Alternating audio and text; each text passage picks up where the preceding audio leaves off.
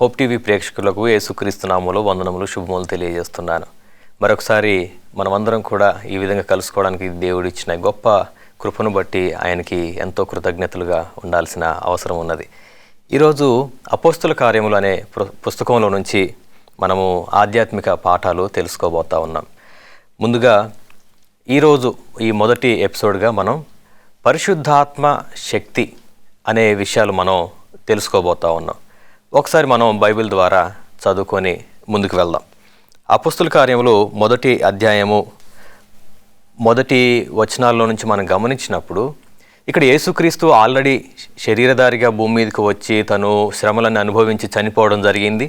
తిరిగి లేచిన తర్వాత సుమారు 40 రోజులు శిష్యులకు తర్వాత అతని అనుచరులకు కనిపిస్తూ వారిని ధైర్యపరుస్తూ ఉన్న ఆ సందర్భంలోని మాటలు అన్నమాట.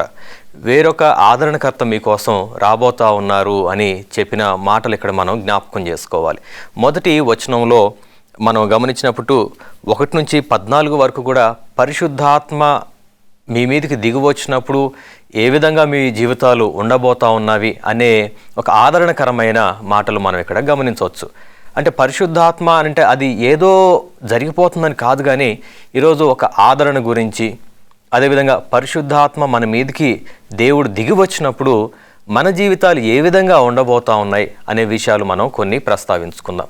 ముందుగా మనం అపోస్తుల కార్యములు మొదటి అధ్యాయము 4వ వచనం నుంచి మనం ప్రారంభించుకుందాం. ఇక్కడ మనం గమనించినప్పుడు దేవుడు స్వయంగా వాళ్ళతోటి మాట్లాడుతూ ఉన్నారు. ఆయన వారిని కలుసుకొని ఈలాగూ ఆజ్ఞాపించెను, మీరు యెరూషలేములో నుండి వెళ్ళక నా వలన వినిన తండ్రి యొక్క వాగ్దానము కొరకు కనిపెట్టుడి. యోహాను నీళ్లతో బాప్తిస్మం ఇచ్చెను గాని కొద్ది దినములలో మీరు పరిశుద్ధాత్మలో బాప్తిస్మము పొందెదరు అని చెప్పాను అని ఉంది. అంటే యోహాను ద్వారా బాప్తిస్మం అనేది నీళ్ళ ద్వారా జరిగినప్పటికీ పరిశుద్ధాత్మ ద్వారా వచ్చే బాప్తిస్మము అగ్నితో ఉండబోతా ఉన్న అని, అంటే ఒక ఇక్కడ ఎలిమెంట్స్ని మనం గమనించవచ్చు. అంటే మనం అనుకుంటా ఉంటాం కదా, నీళ్ళు, గాలి అని. సో ఇట్లాంటి ఈ 5 ఎలిమెంట్స్లో నుంచి దేవుడు ఇక్కడ మొదట నీళ్ళను వాడుకున్నప్పుడు, ఇప్పుడేమో నీటికి బదులుగా అగ్నిని వాడుకుంటున్నారు. అంటే అగ్ని ద్వారా పాపాలను కడిగివేయడం, అగ్ని ద్వారా వాళ్ళ చెడుతనమును కాల్చివేయడం, అగ్ని ద్వారా వాళ్ళకున్న బంధకాలను కాల్చివేయడం అనేది ఇక్కడ జరుగుతూ ఉన్నది. మనలో చాలామందికి నాకు కూడా పరిశుద్ధాత్మ వస్తే బాగుండు అనుకుంటా ఉంటాం. పరిశుద్ధాత్మ దేవుడు నా మీదకు కూడా వస్తే బాగుండు అనే ఆలోచన ఖచ్చితంగా ప్రతి క్రైస్తవుడికి కలిగే ఉండొచ్చు. లేదా పరిశుద్ధాత్మ దేవుడు నా మీదకి నిజంగా దిగి వచ్చారా, నేను పరిశుద్ధాత్మ ద్వారా నిజంగానే ప్రోత్సహించబడుతున్నానా, ప్రేరేపించబడుతున్నానా అనే రకరకాల ప్రశ్నలు మనకు ఖచ్చితంగా వచ్చే ఉండొచ్చు. లేదా ఒకవేళ పరిశుద్ధాత్మ కార్యాలు నాలో జరుగుతూ ఉన్నట్లయితే ఎటువంటి మార్పులు నేను చూడలేకపోతున్నాను అనే రకరకాల ఆలోచనలు మనకి ఖచ్చితంగా వస్తాయి. వాటికి ఈరోజు కనీసం కొన్ని ప్రశ్నలకైనా మనం సమాధానాలు ఈ మొదటి ఎపిసోడ్లో మనం తెలుసుకుందాం. అయితే మనం 8వ వచనం వరకు వెళ్ళినప్పుడు ఇక్కడ పరిశుద్ధాత్మ మీ మీదకి దిగి వచ్చినప్పుడు మీరు శక్తి నొందెదరు అనే మాటలు కనిపిస్తూ ఉన్నాయి. పరిశుద్ధాత్మ వచ్చినప్పుడు, పరిశుద్ధాత్మ దేవుడు మనల్ని ఆవరించినప్పుడు ముందుగా మనలో శక్తి వస్తుందంట, బలం వస్తుంది, ధైర్యం వస్తుంది. అది ఏ విధంగా అంటే అపోస్తలులు, శిష్యులు అప్పటి వరకు కూడా యేసుక్రీస్తు శిష్యులు మీరా అని ఎవరైనా అడిగితే అబద్ధం చెప్పి పారిపోతున్న రోజులు అవి. ఎందుకంటే వాళ్ళు ఎదురుగానే యేసుక్రీస్తును సిలువ వేయడం చూశారు. ఆయనతోటి ఉంటున్న శిష్యులను కూడా చంపడం, చెరలో వేయడం, రకరకాల శిక్షలు, భయంకరమైన శోధనలు వారు ఎదుర్కొంటున్నప్పుడు క్రైస్తవ విశ్వాసులం అని చెప్పుకోవడానికి వాళ్ళు భయపడుతున్న ఆ సందర్భంలో పరిశుద్ధాత్మ దేవుడు వీళ్ళ మీదకి వచ్చినప్పుడు వీళ్ళ పరిస్థితి ఏ విధంగా ఉంటుందంటే వీరు శక్తిని పొందుకుంటారు అనే మాటలు అక్కడ కనిపిస్తూ ఉన్నాయి.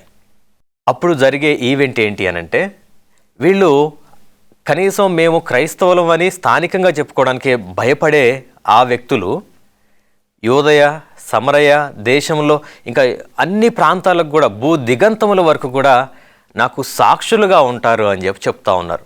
అంటే మనం ఇక్కడ గమనించినప్పుడు ఒక విధమైన బోల్డ్నెస్ మనం చూడొచ్చు. వాళ్ళలో ఇంకా భయం అనేది లేకుండా, ఇంకా వాళ్ళ గొప్ప తెగువను వాళ్ళు కనపరిచే వ్యక్తులుగా వారు మారబోతా ఉన్నారని చెప్పని దేవుడు మాట్లాడుతూ ఉన్నారు. కనీసం వాళ్ళు బయటికి వెళ్ళి మేము క్రైస్తవులు అని ఒక పాటలు పాడి ప్రార్థన చేయలేని పరిస్థితి అక్కడ ఉన్నప్పటికీ కూడా వీళ్ళు లోపటికి దేవుని పరిశుద్ధాత్మ దిగి వచ్చినప్పుడు వీళ్ళు ధైర్యవంతులుగా మారి వీళ్ళు తెలుసుకున్న సత్యాన్ని, వీళ్ళు నేర్చుకున్న విశ్వాసాన్ని, వీరు పొందుకున్న ఈ బలమును, శక్తిని గురించి అనేకులకు వీరు సాక్షులుగా ఉంటారు అని చెప్పిన విధంగానే అపోస్తలుడు ఆ రోజు నుంచి చెదరగొట్టబడ్డారు, దూర ప్రాంతాలకు వెళ్ళారు, భూ దిగంతముల వరకు కూడా యేసుక్రీస్తు సాక్ష్యాన్ని వాళ్ళు పంచుకుంటూ ఉన్నారు. ఎంత అద్భుతం అండి!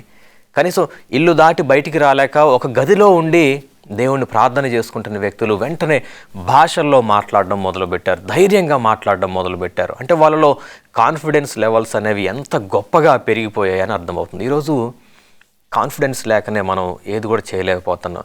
నేను చేయలేనేమో, నా వల్ల అవుతుందో కాదో, నా వల్ల ఇది జరగదు, మనల్ని మనమే తక్కువ చేసుకుంటూ ఉంటాం. చర్చిలోకి వచ్చి ప్రార్థన చేయండి అని అంటే మైక్ ఇచ్చినా సరే మాట బయటికి వినపడదు, లోపటే ప్రార్థన చేసుకుంటూ ఉంటారు. ఎవరికైనా అనారోగ్యంగా ఉంది, కలిసి వెళ్ళి మనం ప్రార్థన చేద్దామంటే సంఘ విశ్వాసులు రారు. ఎందుకో తెలుసా? కొంతమందికి భయం, వాళ్ళకి ప్రార్థన చేస్తే వాళ్ళ అనారోగ్యం మాకు కూడా ఏమన్నా వస్తుందేమో, లేదా ఏదన్నా శోధనలో ఉన్నారు వాళ్ళకి ప్రార్థన చేద్దామంటే కొంతమందికి రారు, భయం. వాళ్ళకి ప్రార్థన చేసిన తర్వాత ఆ శోధన నా వెంటబడి వస్తుందేమని భయం. అంటే మనం ఎంత పిరికితనంతో ఉంటున్నాం. పిరికితనపు ఆత్మను మీకు ఇవ్వలేదు అని పరిశుద్ధ వాక్యం ద్వారా దేవుడు మాట్లాడుతుంటే మనం మాత్రం తరతరాలుగా క్రైస్తవులం అయి ఉండి భయపడతా ఉన్నాం. ఇదేమీ తప్పు అనట్లేదు. మనం భయపడుతున్నాం అనంటే ఇంకా మనం పరిశుద్ధ ఆత్మను అనుభవించలేదని అర్థం.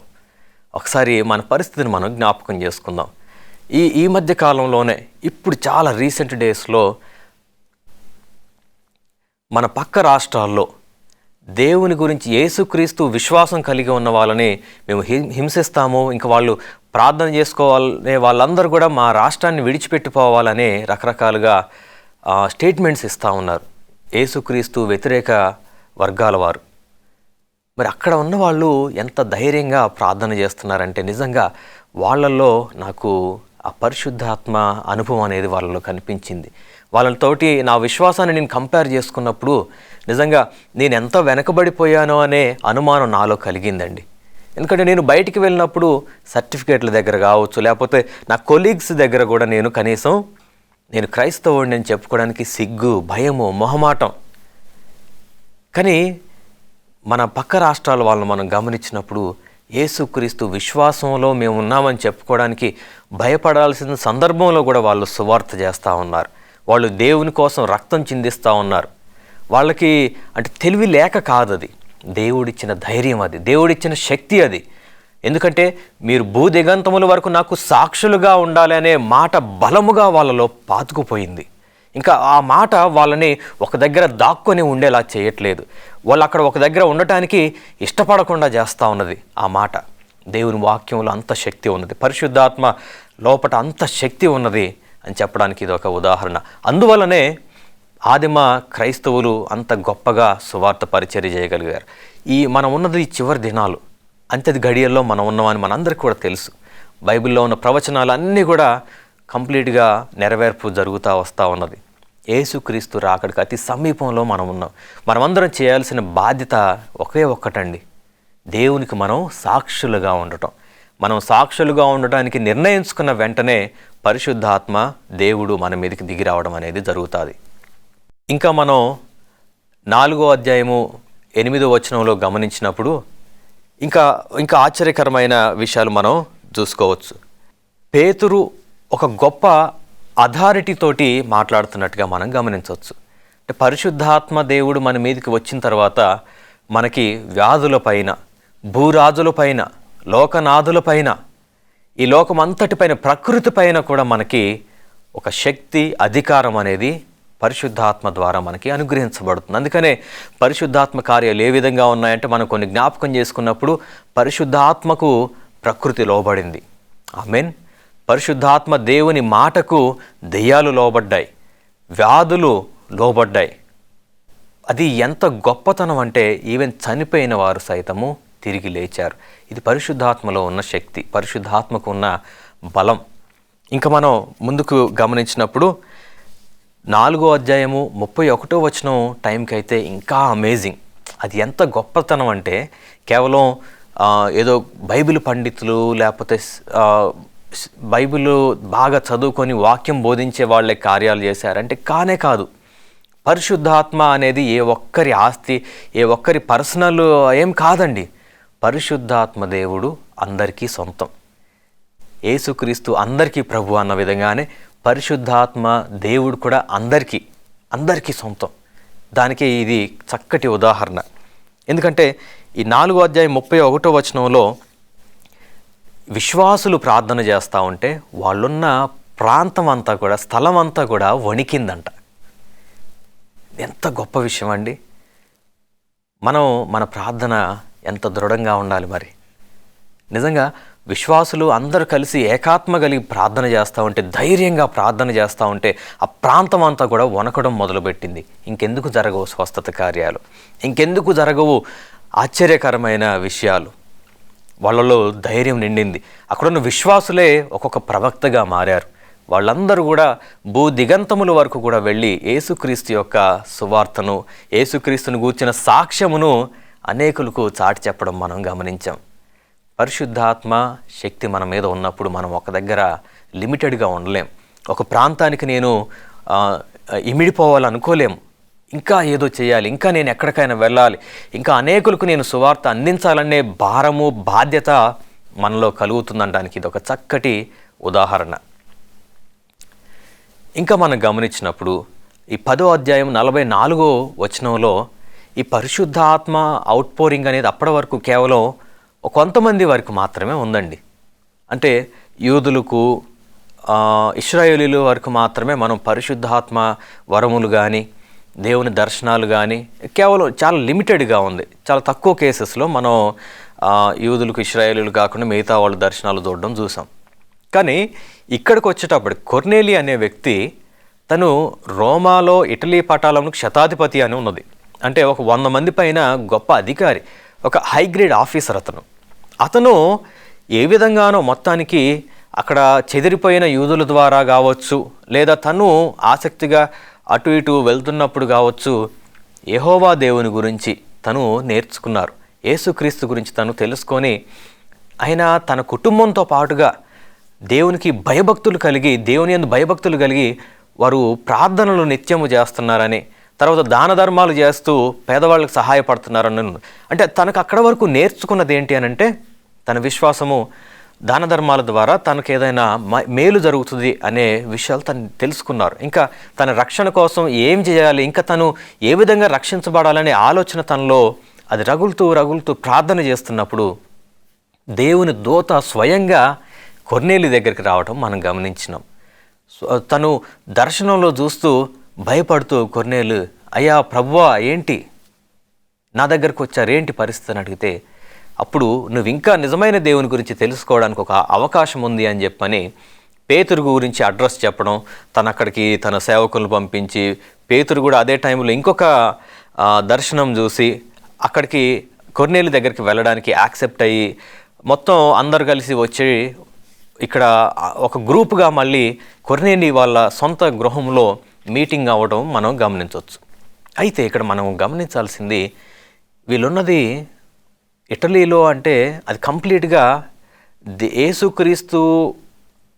యేసుక్రీస్తును వ్యతిరేకించే ప్రజల మధ్యలో ఆ పట్టణం ఉంది. ఆ పట్టణంలోని వాళ్ళందరూ కూడా ఎవరైతే యేసుక్రీస్తును పాటిస్తున్నారో, యేసుక్రీస్తు బోధనలు ఎవరైతే పాటిస్తున్నారో, చాటి చెప్తున్నారో వాళ్ళందరినీ కూడా కఠినంగా శిక్షిస్తూ ముందుకు వెళ్తున్న కాలం అది.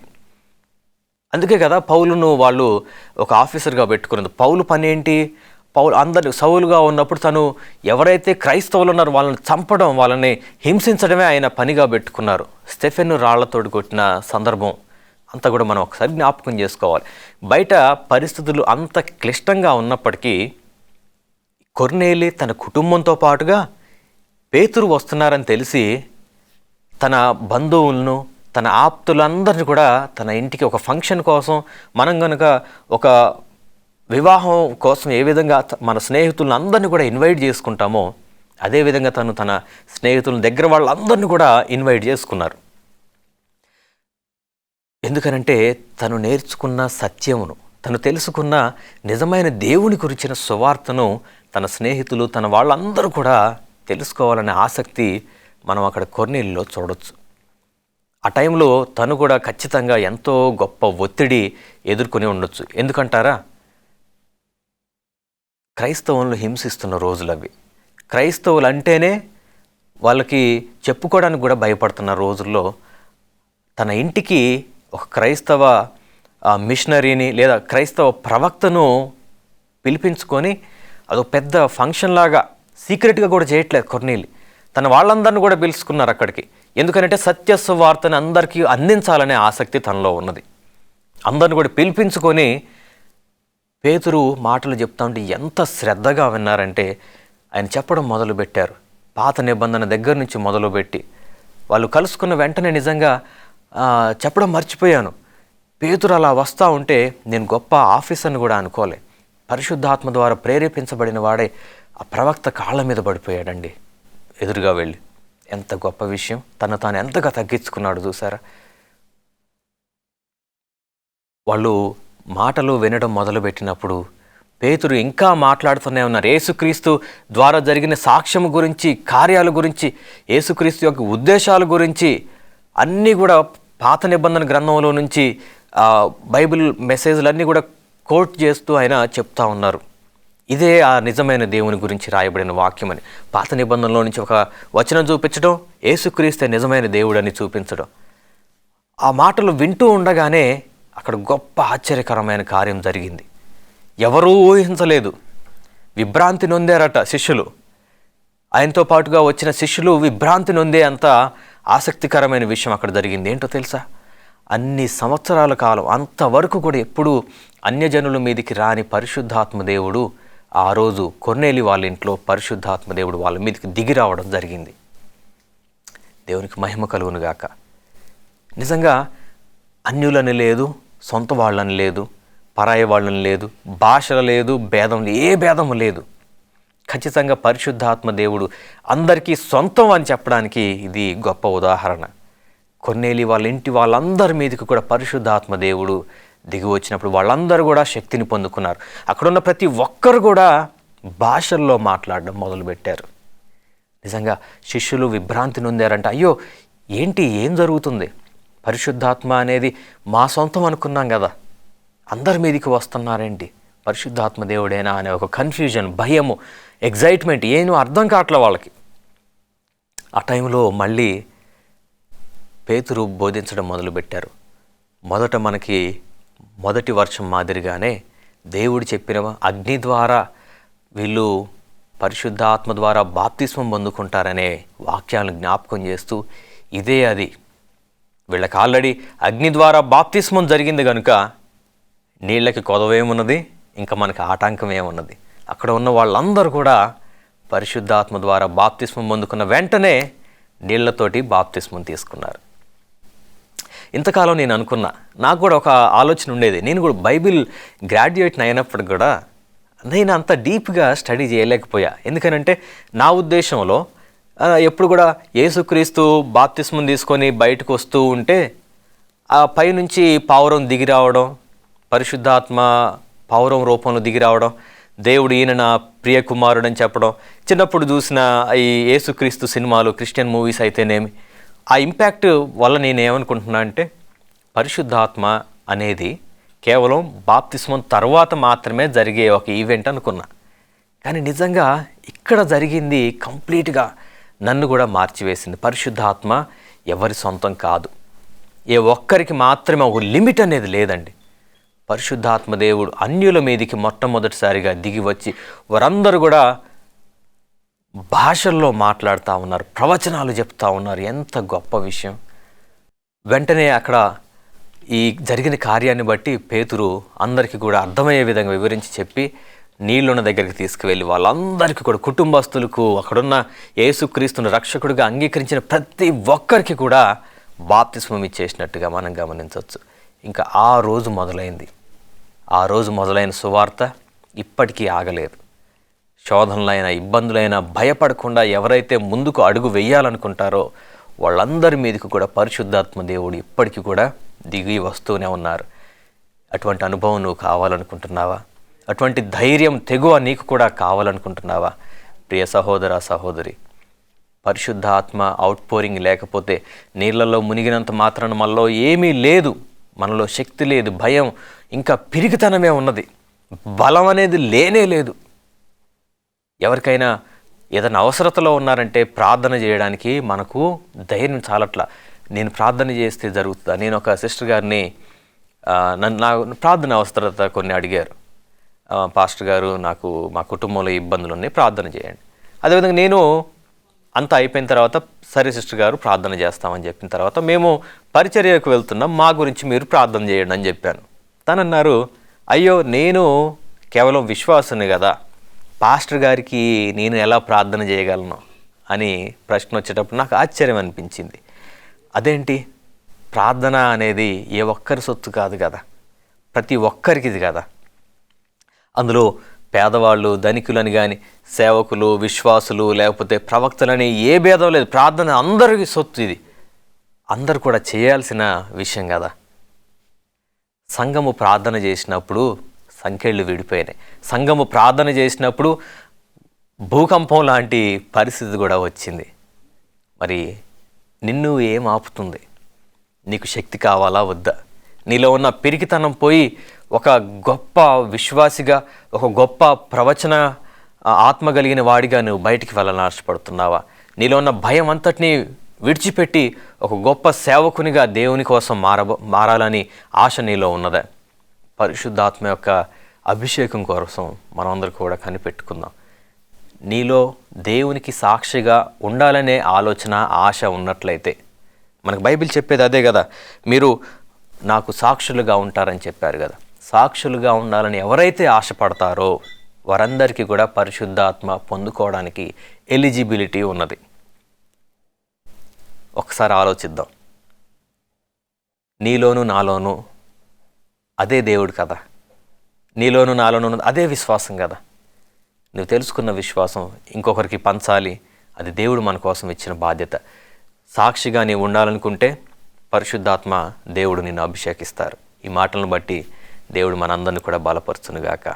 ఆమెన్. చిన్న ప్రార్థన చేసుకుందామా? సర్వ సృష్టికర్తవు పరిశుద్ధుడగు యేసయ్య, మీకు వందనాలు అయ్యా. ఈరోజు పరిశుద్ధాత్మ యొక్క అభిషేకము, దానికి ఉన్న ప్రాముఖ్యత, దాని ద్వారా మేము పొందుకునే లాభాల గురించి కొన్ని విషయాలు మేము తెలుసుకున్నాం. నీకు సాక్షులుగా మేము ఉండాలని ఆశపడుతున్నాం ప్రభువా. ధైర్యంగా ముందుకు వెళ్ళాలని ఆశపడుతున్నాం. భయాందోళనలన్నింటిని విడిచిపెట్టి అయ్యా మీకోసం మేము నిలబడాలని ఆశపడుతున్నాం. మీ పరిశుద్ధాత్మ అభిషేకమును మాకు కూడా అనుగ్రహించమని యేసుక్రీస్తు నామములో ప్రార్థన చేస్తున్నాం పరమ తండ్రి. ఆమేన్.